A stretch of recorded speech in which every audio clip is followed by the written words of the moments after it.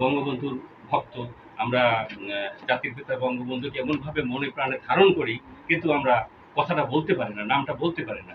কিন্তু সে এরকম একটা সময় আমাদের কাছে যে অলিখিতভাবে নিষেধ ছিল, তখনও আমরা বলার চেষ্টা করেছি, অনেক সময় নাম উজ্জ্বল রেখে বলার চেষ্টা করেছি। আমি একটি কবিতা পাঠ করি সেরকম, যে দাদাভাই বলেছিল যে একটি কবিতা লিখি, ওরকম মাথায় চিন্তা করে আমি অনেকবার এই কথাটা বলেছি সবাইকে, অনেককেই বলেছি, আজও বলছি। ওই কি লিখবো, একটি কবিতা, তখন ওই কবিতা শিরোনামে দিলাম একটি কবিতা, যে একটি কবিতা ঘাস ফুল ফল খাল নদী জল মাঠের ফসল সবুজ বনানী বন পাতার বাঁশির কত সুর আর পাখিদের গুঞ্জন। মাতৃভাষার এই কবিতাটি ব্যাখ্যা দিতে কি পারি, ভাষা শহীদের রক্তে অমর 21শে ফেব্রুয়ারি। একটি কবিতা সুললিত গান বাঙালির মান স্বপ্ন সোপান 7ই মার্চে ভাষণ, বিশ্বের মাঝে একটি নতুন মানচিত্রের আসন। যুদ্ধ জয়ের এই কবিতাটি জাতির কণ্ঠস্বর, 30 লক্ষ প্রাণের রক্তে 16ই ডিসেম্বর। একটি কবিতা সারাটি জীবন পাঠ করে হয় শেষ, যার শিরোনাম সোনার বাংলাদেশ। এই যে লেখাটা, তা আমরা তখন কিভাবে কেন লিখলাম, কিন্তু দেখেন সবকিছু চলে আসলো একটা ছোট্ট কবিতার ভিতরে। আমি পুরো ইতিহাসটা চলে আসলো, সে 1200 ভাষা আন্দোলন, তারপরে চলে আসলো 7ই মার্চের ভাষণ, তারপরে আমাদের চলে আসলো 16 বিজয় দিবস আমরা যে করলাম সেটা, সমস্ত কিছু, এবং আমাদের সোনার বাংলাদেশ, এই বাংলাদেশটাকে চলে আসে। তো পুরো বাংলাদেশকে ধারণ করা, এই এখন একটা লেখার মধ্যে এরকম ধারণ করার মতো লেখা কিন্তু আমি খুব কম পাচ্ছি মানে বর্তমান সময়ের জন্য। তো যে কারণেই আমরা আবার খুব ঠুনকো জিনিসও লেখার চেষ্টা করেছি, হালকা জিনিসও লেখার চেষ্টা করেছি, কিন্তু সেই হালকার ভিতরেও মানে দেখা যাচ্ছে কি যে একটা চমক দেওয়ার চেষ্টা করেছি, বা সেই হালকা জিনিসটাকে আমরা মানে ওই যে কথাটা সরকার হুমায়ুন বললেন যে আমরা এরকম ছড়াপড় পাঠ করেছি কিন্তু সেটার কোনো অর্থ খুঁজে পাইনি, তার ভিতরেও আমরা অর্থ খুঁজে পাই, কিছু কিছু অর্থ দেওয়ার চেষ্টা করেছি হালকার ভিতরে। যেমন একটি ছড়া আছে জ্ঞানের কথা, এখানে জ্ঞান দেওয়ার মতো কিছু নেই, কিন্তু আমার ছড়া শিরোনাম জ্ঞানের কথা। এই যে গরু আছিস ভালো, এখনো তোর গলায় দড়ি, ভাবখানা যা মরি মরি, তাই তো লোকে বলে বলদ, আসলে তোর গোড়ায় গলদ। বল কেন তোর পা 4টি, লম্বা দুকান আর ঘাটটি, শিং দুটো তোর কেন চোখা, গাধার চেয়েও তুই কি বোকা, জানিস গাধার শিং থাকে না, তোর মতো হাম্বাও ডাকে না। বল তো কেন খেটে মরিস, কসাইদেরও হাতে পড়িস, কবে যে তুই মানুষ হবি, জ্ঞানের কথা বুঝবি সবই। এই আধারে মারলি গুতো, গেল কোথায় পায়ের জুতো, পাঞ্জাবিটার ছিল কোনা, এই কি জ্ঞানের কথা শোনা, কোথায় আমার হাতের ছড়ি, গুমড়ে খেয়ে কাদাই করি। এমন বিপদ জ্ঞানটা দিতে, গরুরে তুই গেছিস জিতে, আধারে চাই একটু আলো।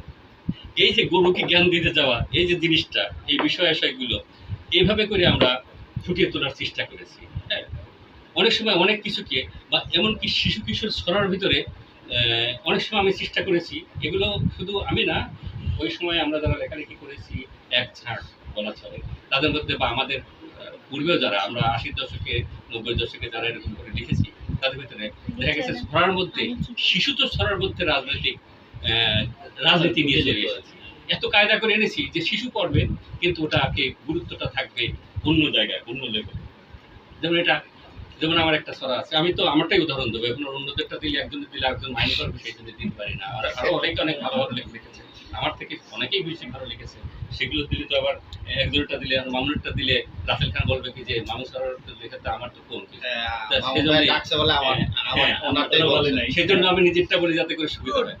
যে আজব ধানের গোলা লুটছে ইঁদুর, কেউ পারি না ধরতে, ধান ঠেকাতে কল আনি তাই ইঁদুর নিধন করতে। ওমা সে কি দুধ খায় কল, মাছ খায় মরমরিয়ে, বিড়াল নামের এই কলটাকে দিতেই হবে ধরিয়ে।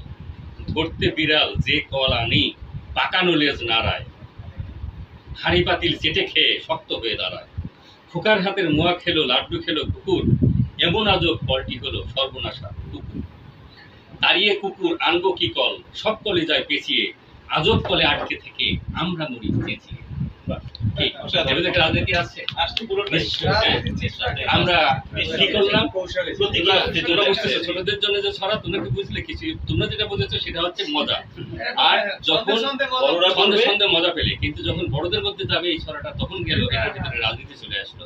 কারণ আমাদের সবকিছুতেই এই দেশ, এই মাটিকে যদি আমি ভালোবাসি, মানুষকে যদি ভালোবাসি, আমাদের জাতির বঙ্গবন্ধু শেখ মুজিবুর রহমান, তাকে যদি আমরা ভালোবাসি, এই বঙ্গবন্ধুকে যদি ভালোবাসি, এই দেশটাকে তাহলে আমরা সেভাবে করে গড়ে নিতে পারি, কিভাবে সুন্দর করে গড়তে পারি। গড়ার দায়িত্বটা কিন্তু একসময় আমাদের পূর্বপুরুষের ছিল, একসময় এসে আমাদের উপরে বর্তালো, এখন তোমাদের উপর, তোমরা যারা শিশু আছে তাদের উপর। তারা একদিন অনেক বড় পজিশনে যাবে, বড় চাকরি করবে, অথবা দেশের হাল ধরবে, কেউ মন্ত্রী হবে, প্রধানমন্ত্রী হবে, রাষ্ট্রপতি হবে, এরকম, অথবা সচিবই হলে, অথবা পুলিশ অফিসার হলে, ব্যাংক অফিসার, যাই হলে না কেন, সেখানেই কিন্তু রাষ্ট্রের কন্ট্রিবিউশন, সেখানে রাষ্ট্রের জন্য অনুদান থাকতে হবে।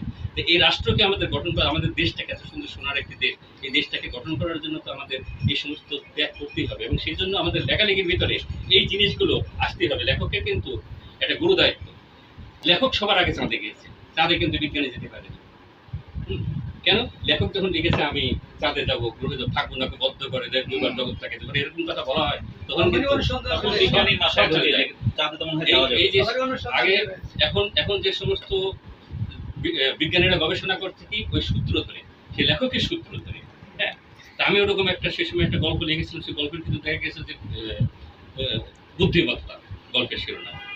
তারপর দেখা গেছে কি যে সেই ওই ওই ওখান থেকে আবার আসলো যে বড় আবিষ্কার, কিভাবে বড় আবিষ্কার করা যাবে, তা মাথার ভিতরে চিন্তা আসলো বড় আবিষ্কার। তো একজন বলছে কি, এই দেখ আমার ঘড়িটা, মানে কে সবচেয়ে নাম বলতে পারবে, স্কুলের বাচ্চারা সবাই মিলিয়ে মিশে বলতেছে যে বড় আবিষ্কার কোনটা, তুই কোনটা জানিস, তুই কোনটা জানিস, এরকম বাচ্চাদের মধ্যে ক্লাস 6-7 বাচ্চা এখন বলতেছে, এখন বলছে হ্যাঁ আমার হাতে ঘড়িটা হচ্ছে সবচেয়ে বড় আবিষ্কার। কেন?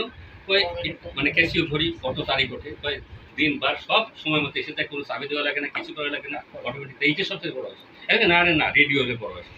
একজন বলছে না টেলিভিশন, ওখানে ছবিও দেখা যায়, এটা বড় আবিষ্কার। একজন বলছে কি না কম্পিউটার, আরেকজন বলছে না ফ্যাক্স। এইভাবে করতে, এখন যে কিছু বলতে পারলো না, একটু বোকাশোকা একটা ছেলে,